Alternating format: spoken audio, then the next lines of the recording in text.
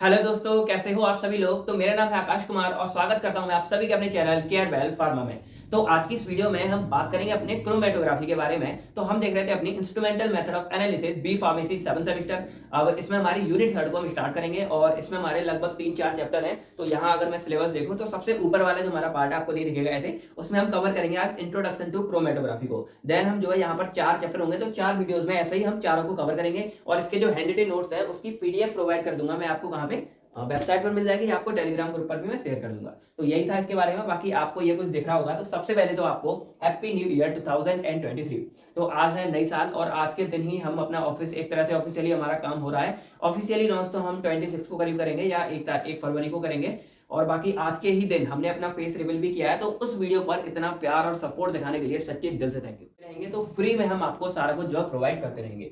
बाकी आज जो हम वीडियो में समझेंगे उसमें हम कुछ थोड़ा सा एक्सपेरिमेंट टाइप भी समझेंगे, जिससे आपको क्रोमेटोग्राफी एकदम क्लियर हो जाएगा। ये मत सोचना कि सर पैग लगा लगा के तो नहीं पढ़ा रहे हो, कि पैग लगा के पढ़ा पा रहे हो, ऐसा कुछ नहीं। मैं नशे वगैरह नहीं करता, ये केवल आपको समझाने के लिए और आपको काफी अच्छे से सारा कुछ समझ आएगा। तो चलिए फिर मैं इसको रफ करता हूँ, देन हम जो अपने क्रोमेटोग्राफी को आगे समझते हैं।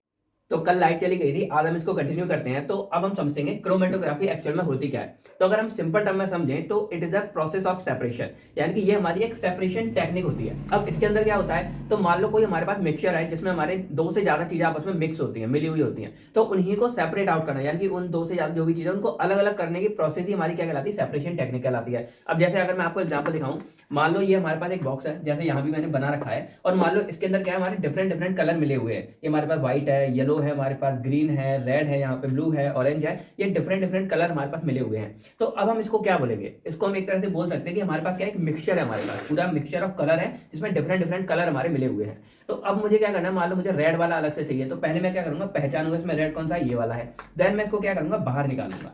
तो अब मैंने ये काम क्या किया, ये मैंने सेपरेशन कर दिया कि मैंने इस रेड को इन सब मिक्सचर से क्या कर दिया, सेपरेट आउट कर दिया। तो यही प्रोसेस हमारी कुछ कहलाती है क्रोमेटोग्राफी, कुछ इसी तरह की होती है। अब क्रोमेटोग्राफी इतनी सिंपल नहीं होती, जैसे आपने ये देखा तो हमारे पास सिंपल है, तो आप समझते हैं एक्चुअल में क्रोमेटोग्राफी क्या होती है।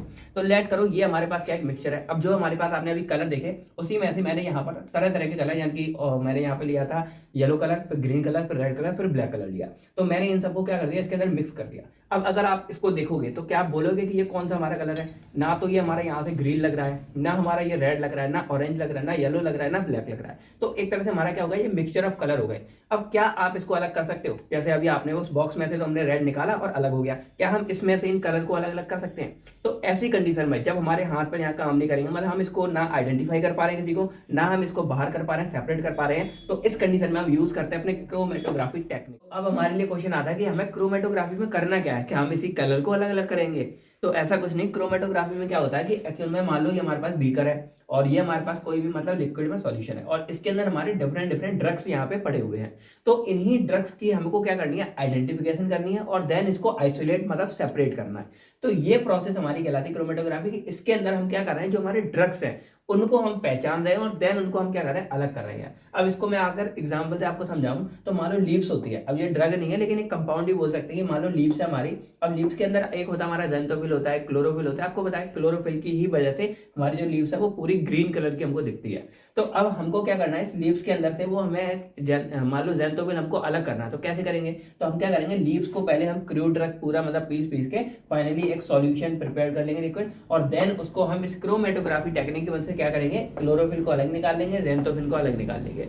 तो ये हमने क्या किया, इस क्रोमेटोग्राफी की टेक्निक की मदद से किया है। तो वही कुछ फंडा यहाँ पर होता है। जैसे मान लो हल्दी हो गई हमारी, तो जो हमारी हल्दी के अंदर से हम कुर्क्यूमिन को बाहर निकालते हैं। तो ये कुछ हमारी टेक्निक है जिसकी मदद से, मतलब ये क्रोमेटोग्राफी टेक्निक है जिसकी मदद से हम इन चीजों को, यानी कि हमको मान लो कुर्क्यूमिन चाहिए, उसका हम यहाँ यूज करते हैं। अब पहले जमाने में अलग होता था, पहले क्या, मान लो कोई हमको लीव चाहिए तो उस लीव को क्या करेंगे, अगर पूरा पीस कर यूज कर लेते हैं, आयुर्वेदिक वगैरह पूरी की पूरी लगा देते थे। लेकिन अब क्या है, उस लीव्स के अंदर से भी हम क्या करते हैं कि जो उसका मेन एक्टिव इंग्रेडिएंट है उसको हम अलग सेपरेट और बाहर। अब अगर हम सिंपल इसकी पूरी डेफिनेशन बनाए तो यहाँ पर एक वर्ड और आप देख लो कि क्रोमेटोग्राफी हमारा, तो ये हमारा 2 वर्ड से मिलकर बना है। पहला हमारा आता है क्रोमेटो, सेकंड हमारा आता है ग्राफी। तो क्रोमेटो का मतलब होता है कलर और ग्राफी का मतलब होता है टू राइट, मतलब ग्राफी आप लोगों ने देखा होगा, रेडियोग्राफी हो गई। ग्राफ मतलब ग्राफ एक तरह से क्या करता है, किसी चीज को रिप्रेजेंट करता है, यानी कि किसी चीज को फाइंड आउट करता है, पता लगाता है, लिखने का काम करता है। तो क्रोमेटोग्राफी का अगर हम पूरा मतलब समझें तो हम बोल सकते हैं कि it is a separation technique in which we have to identify and separate out the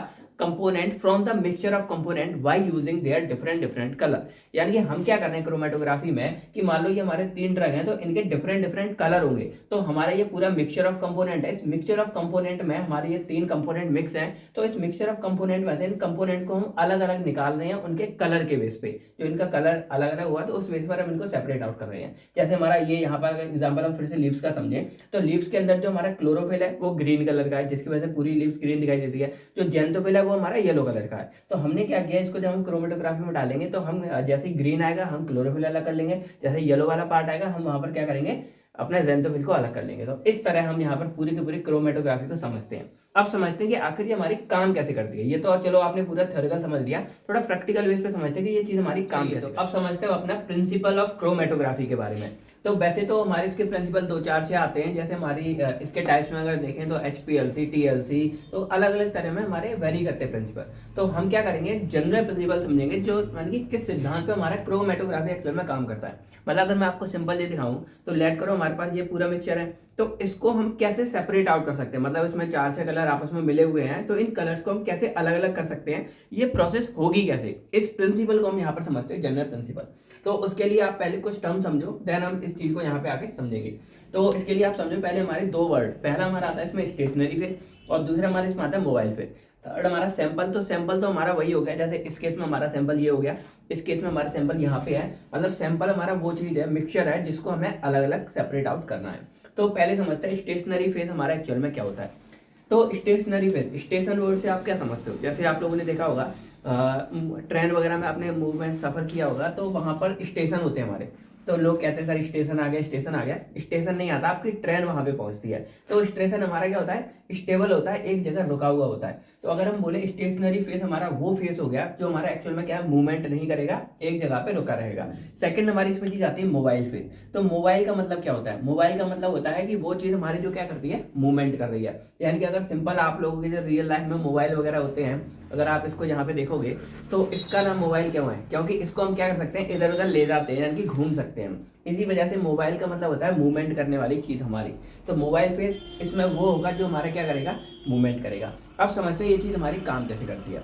तो उसके लिए आपको यहाँ पर दिख रहा होगा एक कॉलम, ये हमारा कांच का या ग्लास का आप इस तरह से कॉलम समझ सकते हो। अब इसमें एक होता है हमारा स्टेशनरी फेज, एक होता है मोबाइल फेज, एक हमारा होता है सैंपल होता है। अब समझो कि ये चीज हमारी काम कैसे। तो हम क्या करेंगे, सबसे पहले हमें इस तरह के कॉलम लेना है। मतलब ये हमारा ग्लास का ट्यूब हो सकता है जो हमारा क्या हो, खाली हो। जैसे अगर मैं आपको दिखाऊं तो मान लो ये हमारा है ना, ये पूरा का पूरा हमारा क्या होलो है, नीचे से बस इसको खोल के और इस तरह का थोड़ा सा पतला मुंह बना दोगे, ये हमारा पूरा का पूरा कॉलम बन जाएगा। और जिसमें हमको क्या है, दिख रहा है, मतलब विजिबल है ये, इसलिए इसको क्या है, ग्लास का हम लेते हैं।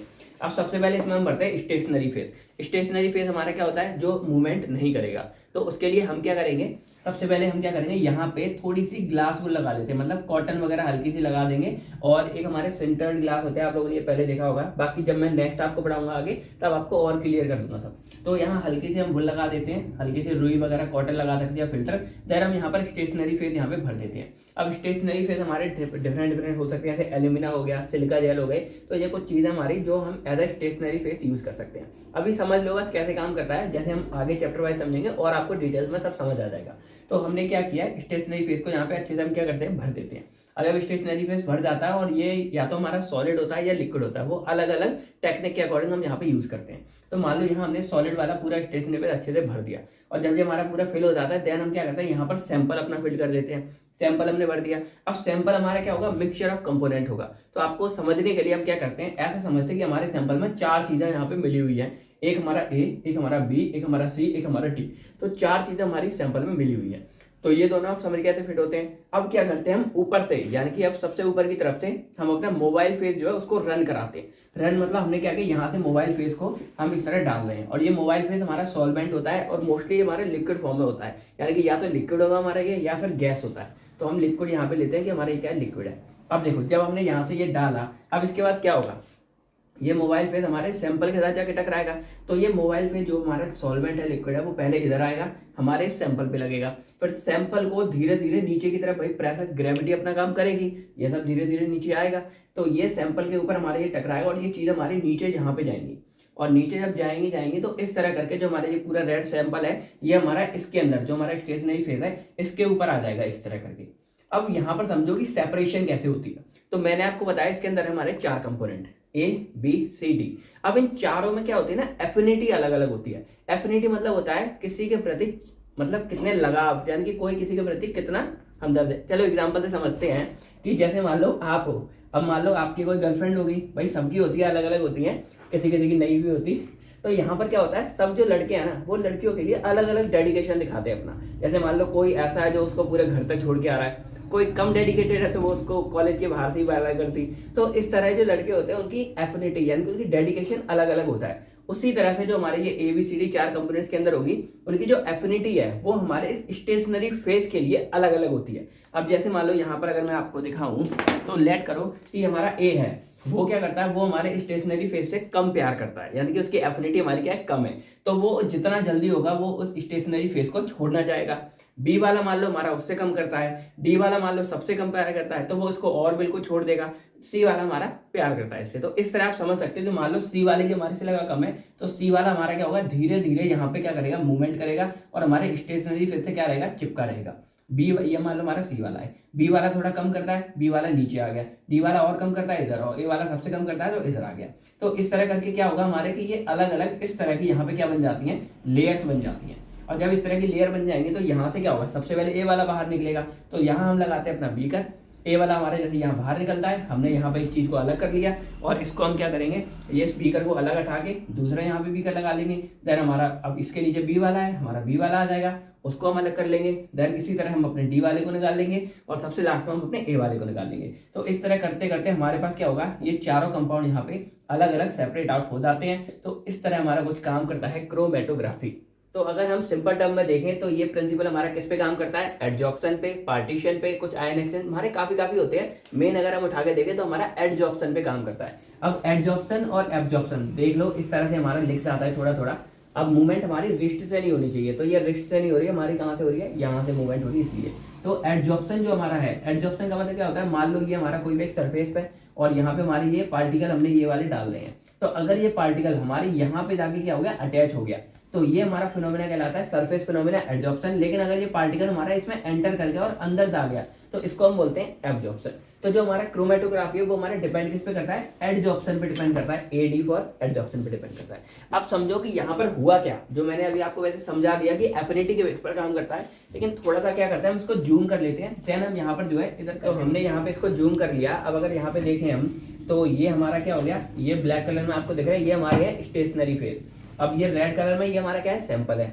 अब यहाँ पर क्या होता है, जैसे हम ऊपर से क्या करते हैं, अपने मोबाइल फेस को यहाँ पे रन कराते हैं, ये हमारा नीचे जाएगा। तो ये जो रेड कलर में आपको सैंपल दिख रहा है, ये हमारा क्या होगा, इस ब्लैक वालों के साथ क्या होगा, इस पे जाके अटैच हो जाएगा। अब इसके अंदर नहीं घुसेगा स्टेशनरी पे, इसके साइड यानी सरफेस पे जाके क्या हो जाएगा, ये टच हो जाएगा। तो इसी फिनोमेना को हम बोलते हैं एडजॉर्प्शन बोलते हैं। अब यहाँ पर होता क्या है कि इस जो हमारा सैंपल है इसके अंदर हमारे जितने भी कंस्टिट्यूएंट होंगे, यानी कि कंपोनेंट अलग अलग होंगे, वो हमारे इन पे एबिलिटी चिपकने की अलग अलग होगी। यानी कि वो जो जहाँ पे बाइंड हो रहे हैं इनकी एबिलिटी अलग होगी, कोई इस पर ज्यादा देर तक अटैच रहेगा, कोई कम देर तक अटैच रहेगा। तो उसी के हिसाब से क्या हो जाते हैं, इनकी अलग अलग सरफेस, यानी कि वो मैंने बताया इस तरह का फिनोमेना बन जाएगा। जो कम यहाँ पे अटैच होगा, जिसकी एडजॉर्प्शन रेट कम होगी, एफिनिटी कम होगी, वो हमारा जल्दी नीचे आ जाएगा। तो ऐसे जो भी कंपाउंड होंगे जो हमारे कम अटैच वाले हैं, उनको हम यहाँ पे जल्दी नीचे ले लेंगे और देन हम इसको साफ करते हैं। सेकंड, अब आप कहोगे सर आपको ये दिख कैसे जाती है, तो वही फंडा कि ये हमारा है क्रोमेटोग्राफी। तो इन चारों के हमारे जो होंगे वो कलर अलग अलग हमको यहाँ पे शो होंगे। अब शो क्या होंगे, क्योंकि ये हमारे क्या है, ग्लास के रूप में है, तो वही सबके बैंड हमको ऊपर से ही दिख जाते हैं। तो जैसे ही हमको यहाँ दिखता है कि ए वाला जो अलग कलर का वो हमने पूरा पार्ट नीचे निकाल लिया, हम यहाँ से इसको अलग कर देते हैं, देन हम अपना बी वाला लेते हैं। तो इस तरह हम पूरे क्रोमेटोग्राफी में अपने जो भी अलग अलग कंपोनेंट है इनको सेपरेट आउट करते हैं। तो ये हमारा बेसिक फंडा है, जनरल प्रिंसिपल है। प्रिंसिपल जो है देख लिया, यही था। अगर आपको इसमें कोई भी डाउट्स है तो कमेंट करके पूछ सकते हो। बाकी अब अगर हम देखें इसके क्लासिफिकेशन के बारे में, इधर आके देखते हैं। तो इसमें वैसे तो बहुत सारे आते हैं, लेकिन हम मॉडर्न क्लासिफिकेशन है जिसमें हम इसके प्रिंसिपल के बेस पे क्लासिफाई करते हैं। तो हमारे जो सिलेबस के अकॉर्डिंग देखें तो एडजॉर्प्शन एंड पार्टीशन ये हमारे लिए दो मेन है, बाकी तो हमारे ऐसे चलते रहते हैं। तो एडजॉर्प्शन में एक हमारी कॉलम क्रोमेटोग्राफी आती है, फिर TLC आती है, गैस सॉलिड क्रोमेटोग्राफी आती है, पार्टीशन में लिक्विड पार्टीशन क्रोमेटोग्राफी, और यहाँ पे हमारी TLC थ्री लेयर क्रोमेटोग्राफी आती है, फिर पार्टीशन क्रोमेटोग्राफी आती है। तो ये कुछ चीज़ें हैं जिनको हम आगे पढ़ेंगे, यानी कि हमारे जो चैप्टर वाइज है ना उनमें हम आगे सब पढ़ते जाएंगे और आपको सारा कुछ जो है यहाँ पर मिलता जाएगा। तो क्लासिफिकेशन बस इतना ही है, जो भी है बाकी हम नेक्स्ट में आगे डिटेल्स में समझते ही जाएंगे। बेसिक हमारा जनरल सा इंट्रोडक्शन क्रोमेटोग्राफी क्या होती है। अब आपको वीडियो कैसी लगी कमेंट करके जरूर हमको बताओ। बाकी अगर कोई भी डाउट, कुछ भी प्रॉब्लम लगती है, कोई कमी है तो कमेंट करके बताओ, नेक्स्ट वीडियो में उसको ट्राई करेंगे सही करने के लिए। तो बस आज की वीडियो में इतना ही। आई होप आपको ये अच्छी लगी होगी और बस मिलते हैं आपसे बहुत नेक्स्ट वीडियो में। तब तक फिर thank you, take care and आप सभी लोग अपना अपनी फैमिली का ख्याल रखेगा। बाय बाय दोस्तों, जय हिंद दोस्तों।